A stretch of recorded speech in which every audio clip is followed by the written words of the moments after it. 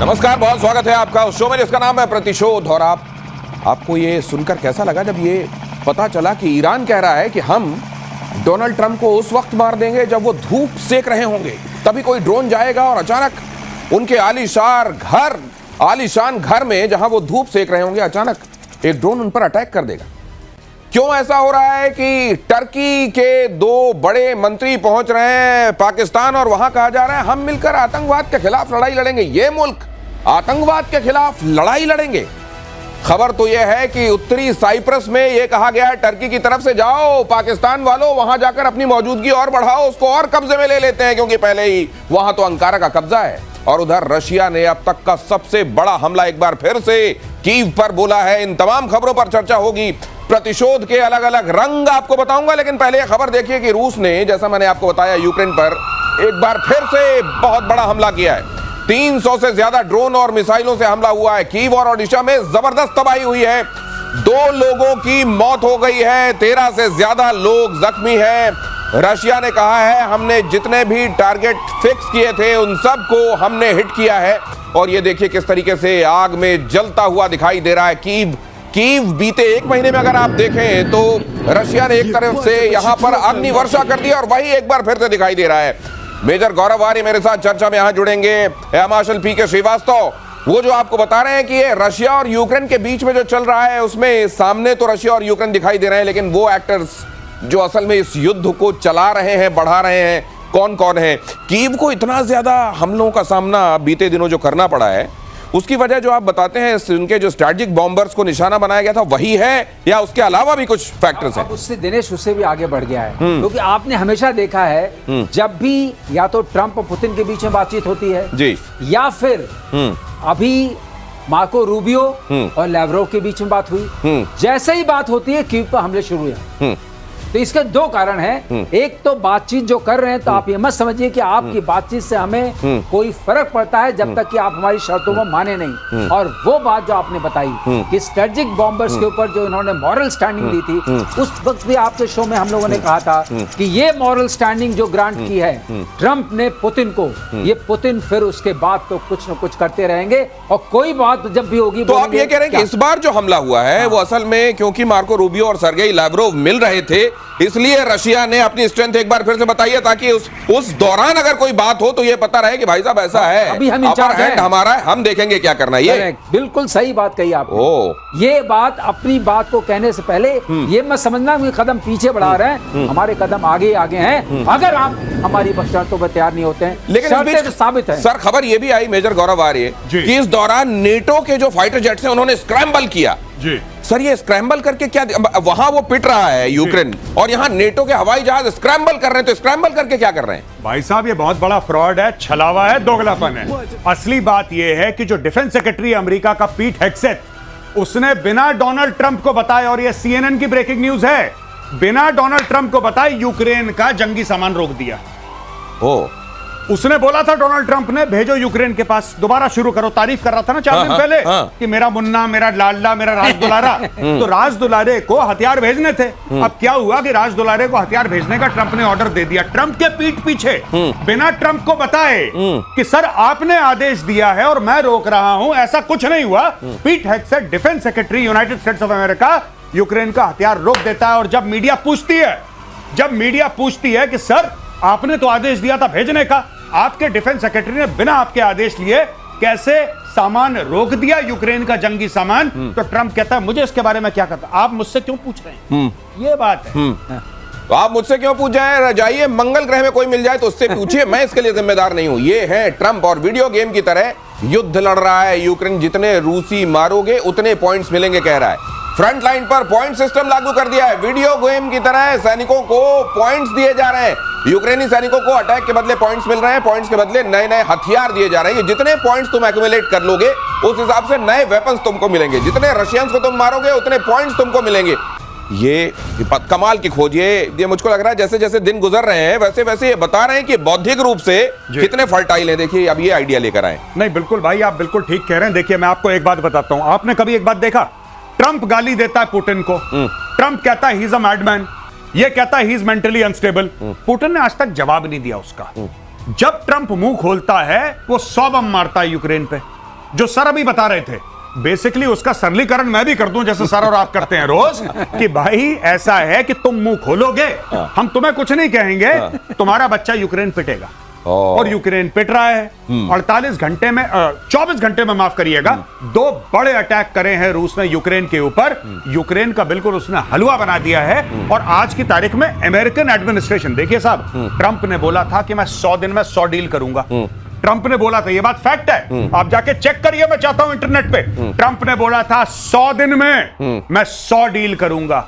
अभी तक 3 पूरी हुई है, टोटल 3 डील्स पूरी हुई हैं, चौथी पूरी होने वाली है। तो ट्रंप ने बड़बोलापन कर दिया, काम वाम कुछ नहीं हुआ। अब दुनिया को ये पता लग गया है कि कुछ नहीं होना। लेकिन मेरे को ये 100 दिन में 100 डील करेंगे वाली बात, और यहाँ पॉइंट्स पर आपको वेपन मिलेंगे जिससे रख हैं। मुझे ये लग रहा है सर कि इन्होंने भी लगता है ट्रंप से सीख लिया है, ये बातें बड़ी कर लो। नहीं, ये गेमिफिकेशन जो कर रहे हैं, अपने ट्रूप्स को बता रहे हैं, अपने सैनिकों को बता रहे हैं कि आप अगर रशियन मारेंगे इतने पॉइंट, टैंक मारेंगे इतने पॉइंट, इसका मतलब आपने कमांड स्ट्रक्चर को तोड़ दिया। ये इनको बहुत घातक साबित होगा। किसी भी सेना का सबसे बड़ा जो होता है उसका होता है कमांड स्ट्रक्चर, कि जब मैंने कहा मारो तब मारो। अगर ये मतलब अगर ऑफिसर कह रहा है कि करो तो करो, ये गेम नहीं है, ये गेम नहीं है। ये जो गेमिफिकेशन किया है इसका इतना भुगतान करना पड़ेगा। ये पूरी की पूरी आर्मी मर्सनरी आर्मी बन जाएगी और ये खत्म हो जाएगी। ये पहला है, ये ज़ेलेंस्की के दिमाग में कौन सा फितूर आया है। आप कभी अपनी सेना को ये नहीं कहते टैंक मारोगे तो इतने पॉइंट मिलेंगे, जहाज मारोगे तो इतने पॉइंट मिलेंगे, आदमी मारोगे इतने पॉइंट नहीं। ये सेना है, ये तो मर्सनरीज का गेम हो गया। अगर आपने ऐसे पॉइंट सिस्टम बनाया, इसका मतलब अब वहां कोई सेना नहीं रही। सेना का मतलब होता है डिसिप्लिन, अनुशासन। सेना का मतलब होता है कमांड स्ट्रक्चर। बिल्कुल, जो सर ने बात बोली है कमांड एंड कंट्रोल, बिना डिसिप्लिन के फौज नहीं चलती।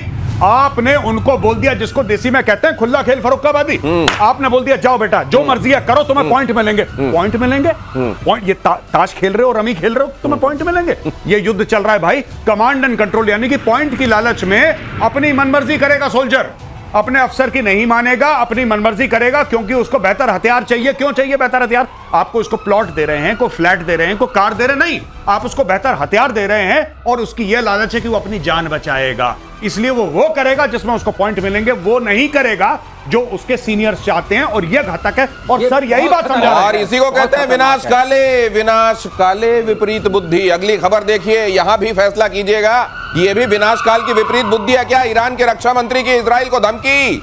अजीज नासिरजादे ब्रिगेडियर जनरल हैं ये, उन्होंने कहा है कि फिर अगर हमला हुआ तो मुंह तोड़ जवाब देंगे। अमेरिका और पश्चिमी देशों पर भरोसा नहीं किया जा सकता। ईरान की आक्रामकता की वजह से सीज फायर, इन्होंने कहा कि हमने इतना मारा ज़ायनिस्ट रिजीम को कि उन्होंने यूनिलैटरली सीज फायर कर दिया। ये कहां से झूठ ऐसा बोलते हैं? पूरी दुनिया जानती है कि क्या हुआ है। यूनिलैटरली सीज फायर करने के लिए हमने ज़ायनिस्ट कौम को मजबूर कर दिया। देखिए, वही चूरन ये लोग खिलाते हैं, ये पाकिस्तानी इन्फ्लुएंस है, लाहौरी चूरन है। यही चीज पाकिस्तानी अपनी कौम को बेच चुके हैं कि इंडिया ने ऑपरेशन सिंदूर करा लेकिन असि जीत गए। ठीक है, बहुत मार पड़ी, हाथ पैर टूट गया, व्हीलचेयर में बैठे हैं, लेकिन हम जीत गए। यही चीज ईरान कर रहा है, जो बार बार अब वो कह रहा है कि अगर तुमने अटैक करा, अगर तुमने अटैक करा, वही बात है, 4 थप्पड़ मारे, 5वां मारा फिर देख लेना, फिर 5वां, 6ठा मारा फिर देख लेना, 10वें पे छोड़ूंगा नहीं। दिनेश ये नाम आपने देखे, लंबे लंबे, क्या पढ़ा मैं तो भूल भी गया उस नाम को। जितने लंबे लंबे नाम उतनी लंबी लंबी जुबान, और जितनी लंबी जुबान उतनी लाहौरी। ये लाहौरी चूरन में अगली खबर देखिए। अब जरा ये इन्फ्लुएंस की बात की जा रही है, तो ये खबर बहुत ध्यान से देखिए। पाकिस्तान के पूर्व विदेश मंत्री का कबूलनामा लीजिए। बिलावल इस समय पता नहीं कौन सी भाषा बोल रही है, लगता है ये इस समय इनको अपनी जिंदगी से प्यार कम हो गया है पाकिस्तान में। देखिए जरा क्या कह रहे हैं। भारत में आतंकवाद फैलाता रहा है पाकिस्तान। अरे भाई, इतना साफ क्यों बोल रहे हो? किसी भारतीय का जूठा पी लिया है क्या? बिलावल भुट्टो ने कहा कि अब पाकिस्तान बदल गया है। पहलगाम हमले में पाकिस्तान के शामिल होने से इनकार किया। अब ये भी कह रहे हैं कि हाँ, हमने आतंकवाद फैलाया है, और ये भी कह रहे हैं कि असल में तो ये जियाउल हक ने शुरू किया था। अफगानिस्तान में ये फिदाइनिफिकेशन ये शुरू किया हमने, उसके बाद ये कश्मीर में भी आ गया। तो उन्होंने कहा अच्छा, कश्मीर में आपने आतंकवाद फैलाया? नहीं, कश्मीर में हमने आतंकवाद नहीं फैलाया, अपने आप आ गया, अपने आप आ गया, हवा के साथ। जी, बहती हवा, अफगानिस्तान से हवा चला, यहाँ पे आ गया। बिल्कुल बिल्कुल, बहती हवा साथ। वो मैं आपको बात बताता हूं, ये अब बोलते हैं, देखिए सुनिए, ये जो कह रहा है ना इस वक्त भुट्टो का ये कहना है कि साहब हाँ, कश्मीर में हमने आतंकवाद फैलाया, हाँ अफगानिस्तान में हमने आतंकवाद फैलाया, जो जियाउल हक की बात कर रहे हैं, जियाउल हक कहां का रहने वाला था? पाकिस्तान का तो प्रेसिडेंट था वो पाकिस्तान का आर्मी चीफ था। इन्होंने फैलाया आतंकवाद। ये कह रहा है कि सब कुछ हमने करा, बस पहलगाम पे छोड़ दो। पहलगाम हमने नहीं करा। अरे भाई सभी तुमने करा है। और ये 1 बार 2 बार 3 बार 4 बार, अब यही चीज ख्वाजा आसिफ ने बोली थी, फिर उसको रेटिफाई करा बिलावल भुट्टो ने, फिर बिलावल भुट्टो ने दोबारा बोल दिया। यानी कि मैं बता रहा हूं आपको, कुछ ना कुछ मैसिव, बिलावल भुट्टो बेवकूफ नहीं है। नहीं, लेकिन वो मालूम है अभी, अब देखिए अब यूनाइटेड नेशंस में जाके क्या कह रहे हैं जी। तहरीके तालिबान पाकिस्तान, बलोच लिबरेशन फ्रंट और मजीद ब्रिगेड, इनका नेक्सस बनता जा रहा है, हमारे लिए बहुत खतरा। ये लश्कर तैयबा की बात नहीं कर रहे हैं, ये जैसे मोहम्मद की बात नहीं कर रहे हैं, ये वहां की बात कर रहे हैं। ये क्या है? ये थोड़ा डिफ्लेक्शन स्ट्रेटजी है। हाँ। लेकिन जो अभी गौरव बता रहे थे उसके आगे बताता हूं, ये शायद इसलिए कह रहे हैं कि पहले होता था और अब नहीं हो रहा है, क्योंकि अब सिविलियन सरकार है और जो कुछ कर रहा है मुनीर कर रहा है। आप एक और बात अंदर की समझिए, ये कह रहे हैं कि मुनीर जो है असली विलेन मुनीर है। अच्छा, ये क्या कह रहे हैं? ये जो श्रीवास्तव सर कह रहे हैं, सुनिए, अभी ये कोलंबो जाने वाले हैं, श्रीलंका की यात्रा पे जाने वाले हैं मुनीर, आसिम मुनीर, और कहा जा रहा है कि इनको वहां 5 स्टार 7 स्टार 8 स्टार जो भी मौजूद होगा उसमें ठहराएंगे, यहां से वो लेके जाएंगे चार्टर्ड में। वहां के मंत्री को कह दिया गया है तुम बाहर जाओगे तो सुनो, सबसे सस्ते होटल में रुकोगे, वैसे विदेश जाना ही मत, लेकिन इनके जाने के लिए इतना खर्च हो रहा है। इसका मतलब आप ठीक कह रहे हैं। आसिम मुनीर है इसका खिलाड़ी। आसिम मुनीर, ये बार बार आप देख रहे हैं, जितने सिविलियन, इनके जो सिविल डिस्पेंसेशन में जितने लोग हैं, ख्वाजा कह रहे हो चाहे ये कह रहे हो, बार बार कह रहे हैं कब था? जिस पीरियड में मिलिट्री शासन था। जी बिल्कुल। और एक और चीज, कल आपने प्रतिशोध में क्या कवर करा था? आपने कल प्रतिशोध में यह बोला था कि साहब जरदारी का तख्ता पलट हो रहा है। जी। जरदारी का बेटा कौन है? बिलावल भुट्टो। अपने ये अब आप कड़ियां जोड़िए, तारों को जोड़िए। ये क्योंकि अब असीम मुनीर की तरफ से खतरा दिखाई देने लगा है, इसलिए ये वाली बगावती सुर आप सुन रहे हैं। लेकिन असीम मुनीर इस समय पाकिस्तान के अंदर तो इतना कम से कम कमांड कर रहा है, अथॉरिटी, जो बिलावल भुट्टो है चुप बैठ जाओ और अगले दिन से आपको आवाज नहीं आएगी। अगली खबर देखिए, डोनाल्ड ट्रंप को ईरान की खुली धमकी, खामनेई के सलाहकार जवाद लारिजानी ने दी है वार्निंग। ट्रंप घर में भी सुरक्षित नहीं, जवाद ने कहा फ्लोरिडा वाले घर में धूप नहीं सेक सकते ट्रंप, नाभि पर गिरा सकता है छोटा ड्रोन, जवाद लारिजानी ने कहा। ये फिर इतनी बड़ी बात, इनको ये वो याद आ रहा होगा कि इनके अपने एक जनरल को कैसे मारा गया था, वो जो बताते हैं हेल फायर से मारा गया था। कासिम सुलेमानी। और कासिम सुलेमानी के साथ हुआ है, और ये सोच रहे हैं ख्वाबों में कि हम ये ट्रंप के साथ कर देंगे। कासिम सुलेमानी ने बोला कि मौसम बहुत अच्छी होती, हम ड्राइव पे चलती, अभी भी चलो ड्राइव पे। वो गया गाड़ी में, उसने गियर लगाया, ड्राइव में गया, ड्राइव में, ऊपर से अमेरिकन देख रहे थे, उसने मारा हेल फायर बगदाद एयरपोर्ट के बाहर। कासिम सुलेमानी भाप बन गया, भाप।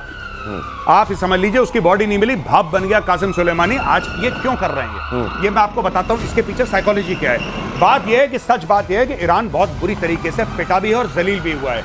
अब अपनी कौम के सामने अपना इमेज बनाने के लिए, अपनी कौम के सामने, पूरे ईरानी लोगों के सामने, मुस्लिम उम्मा के सामने ड्रोन, ये जो क्या नाम है, डोनाल्ड ट्रंप अपने लॉन के अंदर धूप नहीं सेक सकता, हम फलाना कर देंगे, ढिमका कर, ये सारी की सारी डायलॉग बाजी है, क्योंकि लोग भावुक हो जाते हैं डायलॉग बाजी सुन के। ये वही कर रहा है। और ट्रंप से पूछा गया तो ट्रंप उस पे हंसे, बोले ऐसा 7 साल का रहा हूंगा जो आखिरी बार मैंने धूप सेकी थी।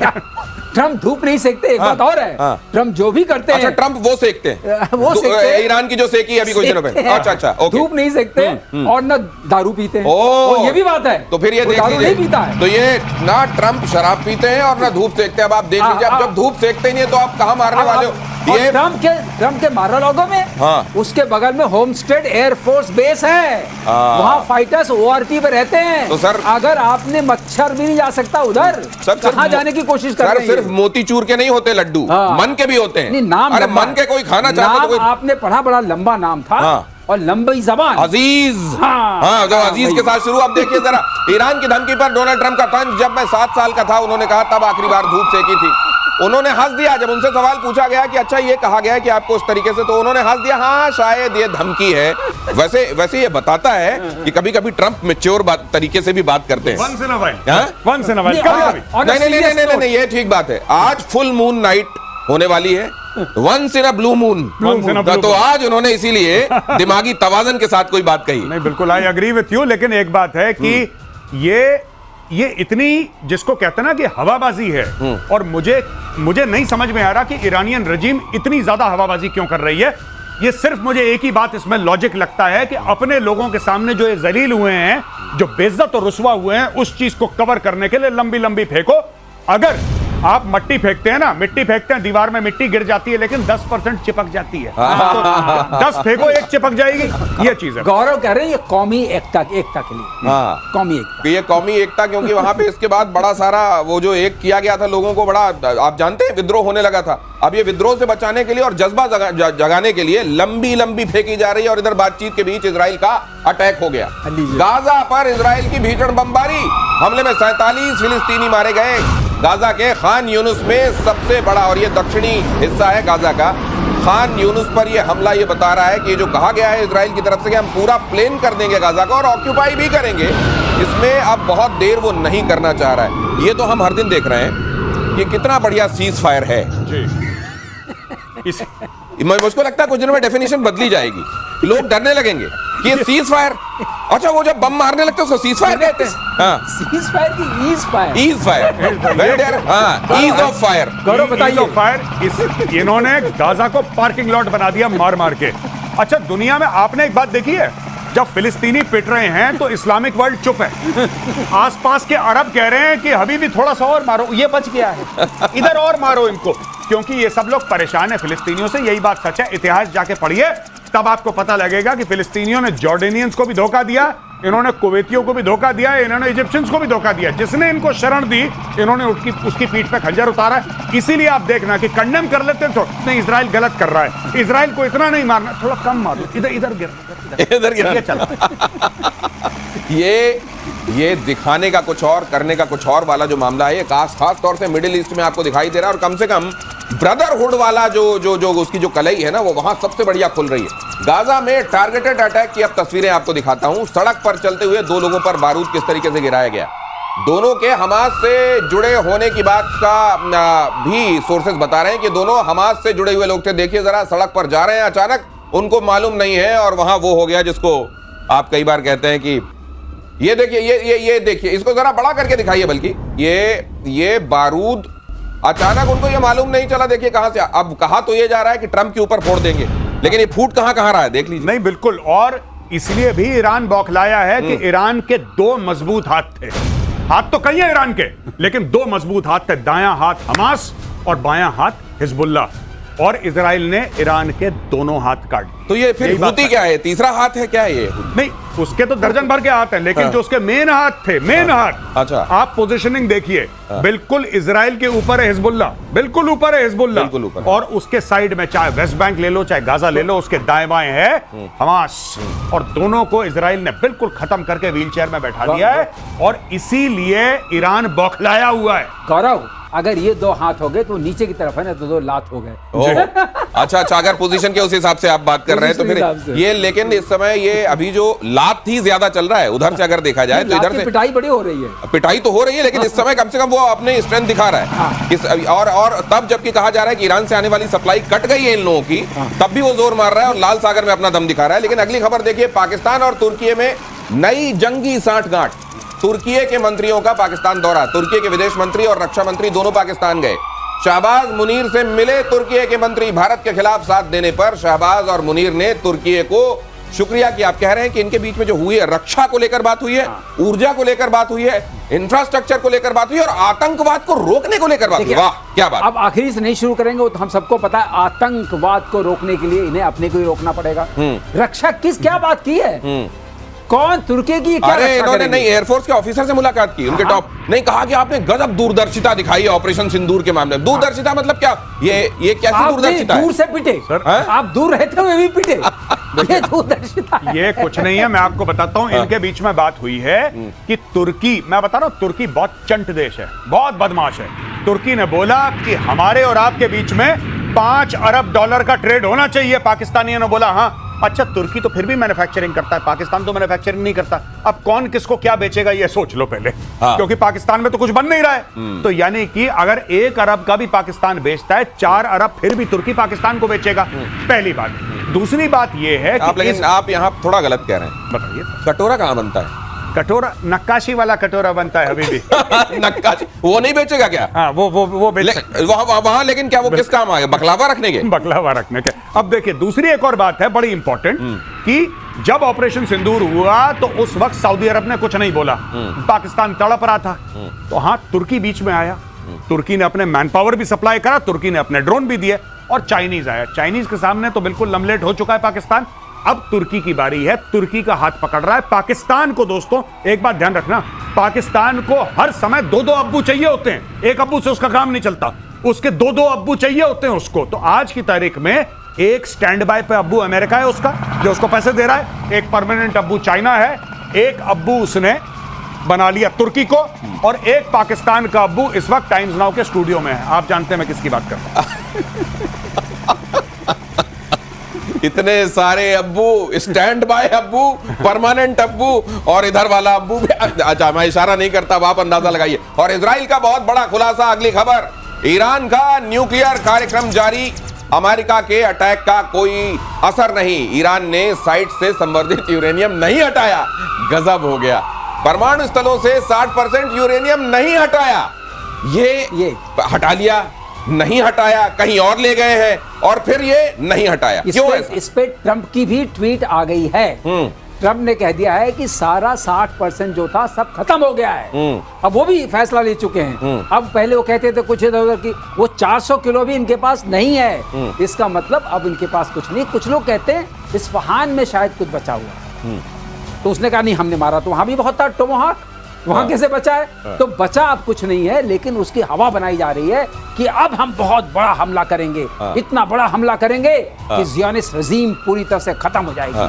ये माहौल बनाना है। जैसे गौरव कहते हैं ना कि बिना माहौल के काम कैसे चलेगा। मैं एक बात बताऊं, ईरान तुम्हारी मिसाइल चले न चले, तुम्हारी जबान बहुत चलती है अभी भी। जबान कैंची की तरह चलती है, मिसाइल चले न चले। ये कैसी है, इंटर कॉन्टिनेंटल है, किस तरह की है? पता, इनकी मिसाइल तो इंटरप्लैनेटरी है, मिसाइल, इंटरप्लैनेटरी जुबान। अगली खबर देखिए, ब्रिटेन के लिए ईरान बहुत बड़ा खतरा, ये ब्रिटेन को होश आया है। ब्रिटेन की संसद में पेश रिपोर्ट में दावा किया गया है, खुफिया और सुरक्षा समिति की रिपोर्ट है ये, ब्रिटिश राष्ट्रीय सुरक्षा के लिए ईरान गंभीर खतरा, करीब 300-400 पेज की रिपोर्ट है। ऐसा देखिए, ऐसा है, देर आए दुरुस्त आए, कम से कम इतना तो कहा जा सकता है।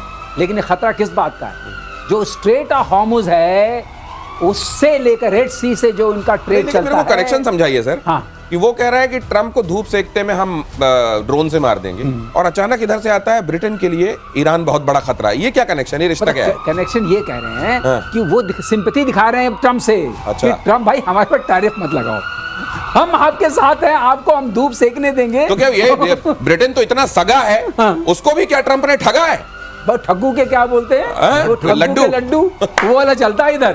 तो ये इसलिए कहा जा रहा है कि अगर आपको ड्रोन, हम अपनी राष्ट्रीय सुरक्षा के लिए खतरा उसको बता देते हैं। 300 पेज की रिपोर्ट। लेकिन एक बात सही है, ऐसा कोई सगा नहीं जिसको हमने ठगा नहीं। तो ट्रंप जो है इसको इससे वो इसीलिए उन्होंने कह दिया मैंने 7 साल पहले धूप सेकी थी, तुम चिंता मत करो, तो हमने रिपोर्ट चाहो तो फाड़ सकते हो। अगली खबर देख लीजिए, ताइवान कर रहा है सबसे बड़ा सैन्य अभ्यास, 10 दिनों तक चीन के सामने शक्ति प्रदर्शन करेगा। हिमार्स के साथ ताइवान का युद्ध अभ्यास अमेरिकी हथियारों से चीन को डराने में लगा हुआ है। अब देखिए, अमेरिका से इसको हथियार मिले हुए हैं। हिमार्स आप जानते हैं, इसने रशिया यूक्रेन के मामले में बड़ी सुर्खियां बटोरी थी। और यहां जब चाइना ये कह रहा है कि 2026-2030 हमने एक डेडलाइन सेट कर ली है, इसके भीतर हम ताइवान को अपना बना लेंगे, तो उसने कहा अपना तो बना लोगे। न्यूज आपको दे दे इसके बीच में, आपको पता है कि जो 5 मेजर कंपनीज हैं यूएस की मिलिट्री इंडस्ट्रियल कॉम्प्लेक्स वाली, चाहे लॉकहीड मार्टिन हो, और चाहे रेथियन हो, चाहे बोइंग हो, चाहे जनरल एटॉमिक्स हो, उनको कितने ऑर्डर मिले होंगे आप सोचिए इस पीरियड में? $1 ट्रिलियन वर्थ ऑर्डर। तो ये सारा जो आप देख रहे हैं झुंड और सारी चीज जो हो रही है, उसमें 5 ऐसे बेनिफिशियरी हैं, बाकी आपके ऊपर और दर्शकों के ऊपर है, अपना लगाएं अंदाजा हो क्या रहा है। एक बड़ी बात है, जो चाइना कहता है ना, हम ये करते हैं कि वो चाइना उस पहलवान की तरह है जो लड़ नहीं रहा। देखिए मेरी बॉडी, ये भाई साहब देखे मेरी बॉडी, ये मेरी बॉडी देखी, बस यही कर रहा है चाइना। आपने देखा चाइना ने कुछ भी अटैक कराओ, बस चाइना कल मार दूंगा, परसों मार दूंगा, नरसों मारो। किसने मना करा है? ताइवान वहां पे है, छोटा सा, इतना सा फिद्दी सा है चाइना के सामने। अगर आप मैप में देखें, चाइना इतना सा है, ये ताइवान इतना सा है। कुछ तो करो, एक तो बम मारो। नहीं करेगा चाइना, दिनेश नहीं करेगा चाइना। अगर इसमें फंसा चाइना, चाइना कभी ताइवान को हरा नहीं सकता। चाइना का जो ईस्टर्न 3/4 साइड है वो फॉरेस्टेड है, माउंटेनियस है, वो सब अंदर घुस जाएंगे, कोई बम नहीं चलेगा। और जो माइन लगा के सब वेलकम करने के लिए तैयार है। कोस्टल एरिया जो है, कोस्टल एरिया रीफ्ड है, वहां कोई शिप नहीं आ सकता, कोई आपका ओपीवी नहीं आ सकता, तो कैसे जाएंगे? अपने ट्रूप्स कहाँ लैंड कराएंगे? तो छोटा जरूर है, लेकिन घातक बहुत है। छोटा जरूर है, लेकिन वैसे ही है जैसा हाथी की सूंड में चींटी घुसती है ना, तो हाल हो जाता है। ये ताइवान वाली स्थिति जो है, चाइना आपको खासतौर से यहाँ मेजर गौरव आर्य लगातार बताते रहे हैं कि वहाँ शी जिनपिंग का तख्ता पलट होने वाला है, और इसीलिए वो थ्रेट बाहर से आता हुआ दिखाई दे। ताइवान या बाकी जगहों की बात करो और ऐसा कर दो कि देश के लोग एकजुट हो और शी जिनपिंग को फिर से स्वीकारने के लिए तैयार हो। इस सब के बीच में चल क्या रहा है? क्या आप सब कुछ ठीक है शी जिनपिंग के साथ? बिल्कुल सब ठीक नहीं है, अभी भी शी जिनपिंग गायब है। जितने पब्लिक प्लेटफॉर्म में उसको अपीयर होना था, जितने इंटरव्यू उसके बनते थे देने एज हेड ऑफ स्टेट, वो नहीं दे रहा है। उसकी प्रोफाइल बड़ी लो हो गई है। लेकिन अब शी जिनपिंग ये जो गलवान वाला मामला हुआ था, मैं आपको बताता चलूं, गलवान वाला भी मामला यही था। चुपचाप बैठा हुआ था, अचानक उसको लगा कि गद्दी खतरे में है। जो मैं अक्सर कहता हूं आपकी शो में, एक्सटर्नलाइजेशन ऑफ थ्रेट, कि बाहर से खतरा है। हिंदुस्तान से क्या खतरा है भाई? हमने कब अटैक कर दिया चाइना को? नहीं, पूरी चाइनीज कॉम को। कभी एप्पल से खतरा है, इसके फोन मत खरीदो, कभी भारत से खतरा है, कभी ताइवान से खतरा है, कभी अमेरिका से खतरा है, कभी जापान से खतरा है, सबसे खतरा है इसको। सबसे खतरा है, इसके बॉर्डर मिलते हैं तकरीबन 12-13 देशों से। चाइना के बॉर्डर मिलते हैं 12-13 देशों से, और इसकी बॉर्डर की प्रॉब्लम है करीब 23-24 देशों से। यानी कि जरूरी नहीं है आपका बॉर्डर मिले चाइना के साथ, ये जरूरी नहीं है, आपसे प्रॉब्लम फिर भी है। तो जहां हाथ नहीं, जहां तक निगाहें जाएं वहां भी समस्या क्रिएट कर देने वाला ये देश है चाइना। और अगली खबर देखिए जरा, आज गौरव गाथा भी सुनेंगे, लेकिन उससे पहले बीएलए ने बोला पाकिस्तानी चौकी पर हमला। क्वेटा के हजारगंजी इलाके में किया अटैक पाकिस्तान की सेना की 5 बख्तरबंद गाड़ियां जलकर खाक। पाकिस्तान सेना की चौकी पर बड़े हमले की खबर। बलूचिस्तान में हमले की बीएलए ने जिम्मेदारी। बीएलए ने सर एक ऑपरेशन लॉन्च किया है जिसका नाम उन्होंने रखा है ऑपरेशन बाम, और इसके तहत वो कह रहे हैं कि हमारा पूरा इलाका, वो कोस्टल एरिया से वो कोई उनका पहाड़ी इलाका है जिसको खास नाम देते हैं, वो पूरी जगह पर जहां तक वर्दी हमको दिखाई देगी सबको उड़ा देंगी। जी नहीं, बिल्कुल ठीक बात है। और ये जो बलूचिस्तान का पूरा मामला है, अब खुद पाकिस्तानी मीडिया पे आके चुपचाप धीरे धीरे ये बात बोलने लगे हैं कि बलूचिस्तान के बहुत सारे एरिया हैं जहां पे पाकिस्तानी फौज, और ये मेन स्ट्रीम मीडिया पे बात होना शुरू हो गई। जो प्रो पाकिस्तानी व्लॉगर्स हैं, जो वीलॉग्स अपने बनाते हैं प्रो पाकिस्तानी, वो तक बोलने लगे हैं। जैद हामिद जैसा बंदा जो कि एस्टैब्लिशमेंट के बड़े क्लोज है, वो कहने लगा है कि ऐसे कई जगह है खैबर पख्तूनख्वा और बलूचिस्तान में जहां पे पाकिस्तानी फौज सड़क पे ट्रैवल नहीं कर सकती। उनको सड़क पे, क्योंकि वहां पे नाके लगा रखे हैं बलोचों ने, पठानों ने नाके लगा रखे हैं। वो दूर से आती है पाकिस्तानी गाड़ी फौज की और वहीं से यू टर्न लेके वापस चली जाती है, उनको पता मार देगी। ये हो रहा है वहां पे। अरे गौरव, इस पर बताओ, बख्तरबंद उड़ा दी तो बंदा अकेले जाता हुआ क्या है? जी बिल्कुल सर, बिल्कुल। बख्तरबंद गाड़ी उड़ाने के लिए, इसका मतलब जो मोटर्स उनके पास हैं, जो उनके पास आर्टिलरीज है, वो कितनी घातक होंगी। बिल्कुल ठीक बात। वो पहुंच गया उनके पास। अगर वो पहुंच गया है तो पाकिस्तानी आर्मी भी एक सुस्त आर्मी है। तो ये इतनी आग लगी हुई है, और ये मुनीर जो आपको दिखाई दे रहे हैं, ये कोलंबो जा रहे हैं। ये मुनीर अपना फील्ड मार्शल बन गए, उनको भी पता है कुछ दिनों में सब कुछ फेल होने वाला है, घूम लो जितना घूम सकते हैं। ये इसलिए ये लेकिन जाकर करेंगे क्या? वहां पर जाकर भी कुछ चाइना का संदेश ले जाकर कान में फूकने की कोशिश करेंगे क्या? बिल्कुल सही बात। आई थिंक ये मुद्दा आपने सही पकड़ा। गौरव बताइए, आपको कोई चीज याद आई है? मैं तो ये बता रहा हूँ कि कई साल पहले पाकिस्तान का एक बड़ा तगड़ा आर्मी चीफ, वो भी कोलंबो गया था। उसका नाम था जनरल परवेज मुशर्रफ। वापस आते वक्त पता लगा कि नवाज शरीफ ने बोला कि तू कौन। फिर पाकिस्तान में कू हो गया था। ये परवेज मुशर्रफ भी वहां पे कोलंबो में गोल्फ खेल रहा था भाई साहब। अब ये जा रहा है गोल्फ खेलने के लिए, पता नहीं क्या होगा आगे, देखते हैं। ये तख्ता पलट की तो वहां बड़ी चर्चा तेज है, और आप तो ये इशारा दे रहे हैं, मतलब ये 23 जुलाई को वहां से कोलंबो से लौटते ही, मतलब अगस्त आते आते नवाज शरीफ ने बोला था कि परवेज मुशर्रफ का ना हवाई जहाज नहीं करेगा, लैंड नहीं होना चाहिए। उसने बोला सर 5 मिनट का तेल है, लैंड नहीं होगा। सर 4 मिनट का तेल है, लैंड नहीं होगा। 3 मिनट का तेल है, लैंड। जब ऐसा कि सर अब सिर्फ भाप पे चल रहा है जहाज, तब जाके वो जहाज लैंड करा और वहां पे तख्ता पलट हुआ पाकिस्तान में। देखिए पाकिस्तान में अभी तख्ता पलट हो चुका है। लेकिन मैं आपको एक बात बता दूं, ये जो आसिम मुनीर आज गद्दी पे विराजमान है पाकिस्तान की, ये नाक से खून निकलवाएगा, लकीरें खिंचवाएगा पूरे पाकिस्तानी कौम की सत्ता में रहने के लिए। तो ये तख्ता पलट, जिसको मेजर गौरव आर्य पटला पलट भी कहते हैं, वो अब बहुत जल्द आपको देखने को मिल रहा है। देखिएगा आप, ये प्रतिशोध में आप सुन रहे हैं, होते हुए देखेंगे वहां। और ईरान के तेल मंत्री मोहसिन पकनेजाद की चेतावनी, एक और नाम आया सर, मोहसिन पकनेजाद की चेतावनी, अगर फिर युद्ध हुआ तो तेल और महंगा होगा।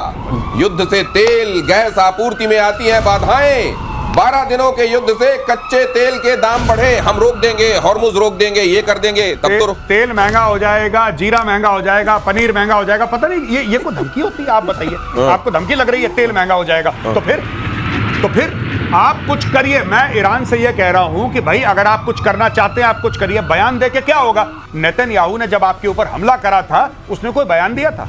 चुपचाप आया, बम से आपकी कमर तोड़ दी, वापस चला गया। आप भी ऐसा करो अगर आप कर सकते हो तो। यहां पे सब बैठ के एक एक बयान, आज तूने बयान दिया, नहीं आज मैंने नहीं दिया, कल, आज तू दे दे, कल मैं दूंगा, ये चल रहा है मामला। और कोयले की दलाली में हाथ कैसे काले होते हैं वो देखिए। अगर आप सोच रहे हैं कि चाइना किसी का सगा होगा, अगर आप समझ रहे हैं कि टर्की भी अभी खलीफा बनने की लालच में पाकिस्तान के साथ खड़ा हुआ है, आगे साथ देता रहेगा क्या? आगे ये खबर देखिए, पाकिस्तानियों को लूट रहे हैं चीनी नागरिक, चीनियों ने फैला रखे हैं फ्रॉड नेटवर्क, पॉन्जी स्कीम चला रहे हैं, वहां कर रहे हैं फर्जीवाड़ा। पाकिस्तान में 71 विदेशी नागरिकों की गिरफ्तारी हुई है, 48 चीनी नागरिकों पर फर्जीवाड़े का आरोप है। China all weather friend, steel friend, iron brother है। इसमें सिर्फ यह है कि मुझे लगता है कहीं ना कहीं अमेरिकन डॉलर्स काम करना शुरू हो गए, कहीं ना कहीं अमेरिकन डॉलर्स काम करना शुरू होगा। और ये बात सच, मैं आपको बताता हूं, जो चाइनीज के खिलाफ हो रहा है ना, ये चाइनीज के खिलाफ सिर्फ पाकिस्तानी नहीं कर रहे, even Baloch are acting against Chinese, even Pashtun are acting against Chinese. तो वहां पे चाइनीज के खिलाफ एक माहौल बना है, चाहे आप पाकिस्तान के प्रो हो चाहे एंटी हो, पहली बात। और दूसरी सबसे बड़ी बात है कि अमेरिका अनकंफर्टेबल है, अमेरिका अनकंफर्टेबल है। अब ये इसने खाना खा लिया ट्रंप के साथ जाके, अब आप देखिएगा ऐसी और चीजें होंगी आगे चल के, मैं प्रिडिक्ट कर रहा हूं और चीजें होंगी जिससे चाइना अनकंफर्टेबल होगा। लेकिन आप बता रहे हैं कि परमानेंट अब्बू को क्यों नाराज करेगा वो टेम्परेरी अब्बू के चक्कर में? परमानेंट तो देखिए मैं हूं, मैं आपको साफ सीधी बात बता देता हूं, लेकिन मैं आपको बताता हूं कि उसको एट अ टाइम 2-3 अब्बू एडिशनल चाहिए होते हैं मेरे अलावा। तो कभी, अब देखिए, जो उसको पैसा देगा वो उसका अब्बू है। अभी तुर्की से उसको क्या चाहिए? तुर्की से उसको सपोर्ट चाहिए जो उसको सऊदी अरब से नहीं मिला। तो वो कहता है कि सऊदी अरब वाले तो ऐसी बेकार के लोग हैं, वो तो फिलिस्तीन के साथ भी नहीं खड़े, आप खड़े हो, मुस्लिम उम्मा के आप हेड हो। ऑन अ सीरियस नोट, ये पूरा मामला मुस्लिम उम्मा की लीडरशिप है। आपको क्यों लगता है कि क्यों जा रहे हैं बांग्लादेश में मिल रहे हैं मोहम्मद यूनुस से, तुर्की के जो मंत्री हैं? ये क्यों जा रहे हैं पाकिस्तान में, क्यों मिल रहे हैं आसिम मुनीर से, तुर्की के मंत्री? ये इसीलिए क्योंकि ये लोग चाहते हैं मुस्लिम उम्मा की लीडरशिप, और मुस्लिम उम्मा की जो लीडरशिप है, that is a fight between Turkey and Saudi Arabia. तो ये फिर उन्होंने आकर ये क्यों कहा कि आप नॉर्थ साइप्रस में जाइए और पाकिस्तानियों का वहां पर भी बोलबाला बढ़ाइए? ये क्यों चाह रहा है टर्की? पाकिस्तानियों का बोलबाला पाकिस्तान के अंदर नहीं है, टर्की चाहे से क्या होता है?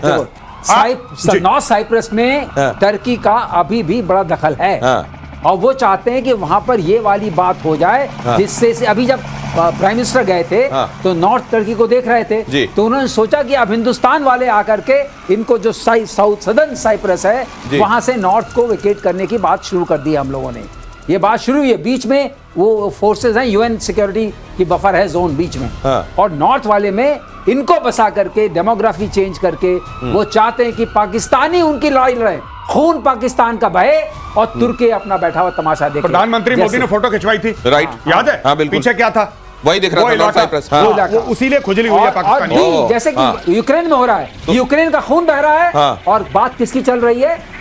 बाकी नाटो की। ओके, तो अगर ऐसा है तो ये जो षड्यंत्रकारी, ये जो तमाम जगहों पर साजिशें बुनने वाले लोग हैं, ये आज से नहीं है, लेकिन उसके बावजूद हिंदुस्तान की गौरव गाथा है। आज सुनिए जरा, क्या याद आ रहा है आपको? देखिए, आपने बलोचों की बात करी तो मैं बलोच कौम के बारे में एक बात बताता हूं कि जब पाकिस्तान का जुल्म बढ़ गया बहुत ज्यादा, तो बलोचिस्तान से बलोच कौम का एक नारा निकला, 10,000 साल से बलोच, 10,000 साल से बलोच, 1400 साल से मुसलमान और 70 साल से पाकिस्तानी। यानी कि बलोच कौम, मेहरगढ़ सिविलाइजेशन, 10,000 साल पुराना सिविलाइजेशन, उन्होंने बता दिया कि हमारी प्राइमरी जो आइडेंटिटी है, पहचान है, वो बलोच है, और सारी लड़ाई आइडेंटिटी की हो रही है बलोचिस्तान। और वहां तो कहते हैं माता हिंगलाज को ये जाके प्रणाम करते हैं सब।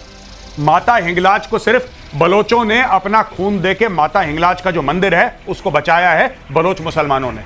और बताया यह भी जाता है कि हिंगलाज मंदिर को लेकर भी वहां पर लोगों ने सोचा कि यहां पर जाकर भी गड़बड़ की जाए, कुछ ने हिमाकत की, लेकिन उनके साथ जो घटा उसके बाद उन्होंने ये सोचना भी छोड़ दिया। उस पर चर्चा फिर कभी। आज प्रतिशोध में इतना ही। धन्यवाद सर, बहुत बहुत धन्यवाद। जय हिंद।